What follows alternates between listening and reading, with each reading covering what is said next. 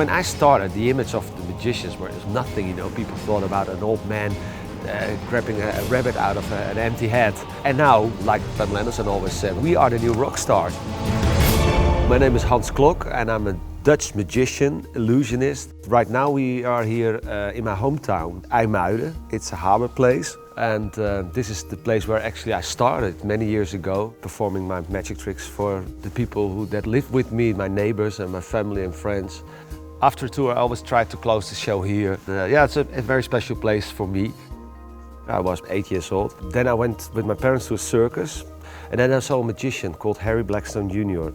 And he did a trick with a light bulb, and he could float this in mid-air. And I was so amazed by this, and I was wondering how he did all his tricks. Yeah, this is actually how it really started.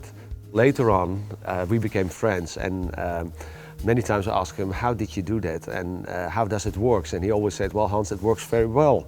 So he never told me anything about the secret. But then just before he died, actually, he gave me the secret. And this is one of the most protected secrets in the world. Protected by the family Blackstone and by me, of course. Voor mijn volgende truc heb ik nodig een vrijwilliger. Is er een mevrouw of meneer die... Zal ik maar weer komen? My big breakthrough for Holland, it was at the age of 22. Because then I signed a contract for the André van Duin Revue, and this is our biggest comedian star, and that means that for me that I was in his show as an act. That was great because I wasn't the person that had to sell the tickets. It was him, but because the show was sold out every night, they became a kind of recognizement for that magician in the show that people loved. And that was, for me, my breakthrough.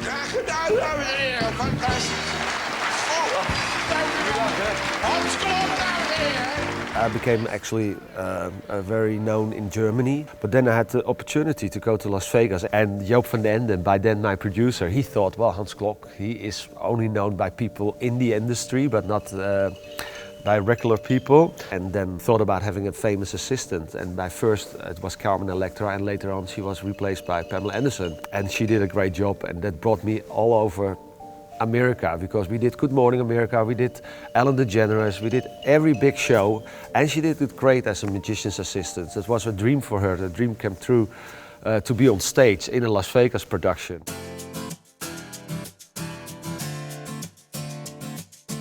Right now we're going to my warehouse, and this is the place where I build my illusions, where I practice them, and it's also where I've got all the costumes for the show, for my dancers and of course for myself, and it's also a bit a museum.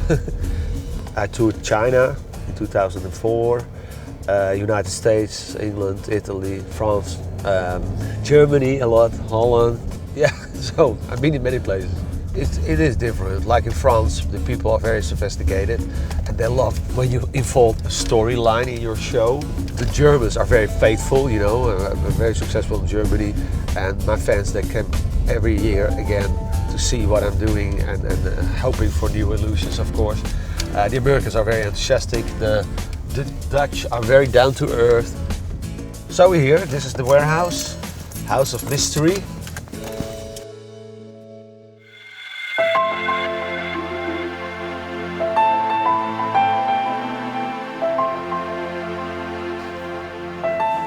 This is all about the history of magic.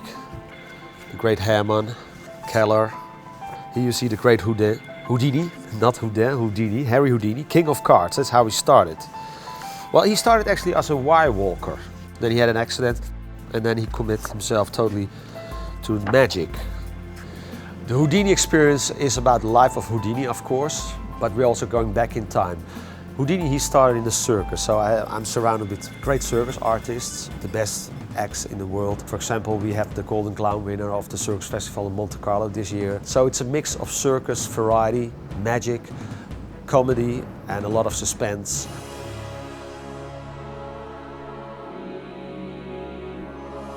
One of my favorite tricks is the underwater escape, which is a tribute to the great Houdini, but he took all his secrets into the grave, so we don't know how he did it. So I do my version of the water sub-trunk.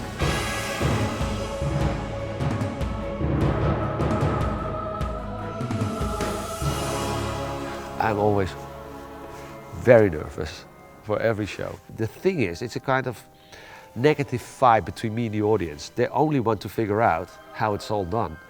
So they want me to make mistakes. And I can feel that, you know. That's why I always say in the beginning, I have two types of audience. Half of you wants to relax and just want to be amazed and entertained.